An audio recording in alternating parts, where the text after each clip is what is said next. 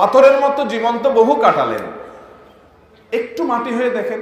রাত 2টা-3টা পর্যন্ত পছন্দের দলের খেলা দেখে ফুর্তি করেছেন অনেক দিন, একটু কিছু কালের জন্য মাঝে মধ্যে একটু পরীক্ষা করে হলেও ভোর রাতে উঠে কনকনে শীত উপেক্ষা করে দাঁড়িয়ে লম্বা রুকু সিজদা দিয়ে তেলাওয়াত দিয়ে সালাত আদায় করে সিজদায় গিয়ে একটু চোখের পানি ফেলে আল্লাহর কাছে কেঁদে দেন।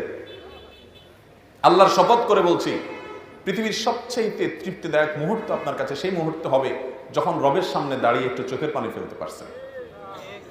একটু চেষ্টা করে দেখেন, একটু ট্রাই করেন। তো সাহাবা একরামের ভিতরে ওই বৈশিষ্ট্য ছিল ভাইরা আমার, তারা রাত জেগে যে তাহাজ্জুদ পড়তেন, দিনভর যে সালাত আদায় করতেন, তাদের ইবাদত বন্দেগীর ছাপ, এটার আলামত, এটার আভা, এটার চিহ্ন তাদের চেহারার উপর ভেসে উঠত। সীমাহুম ফি উজুহিহিম মিন আথারিস সুজুদ।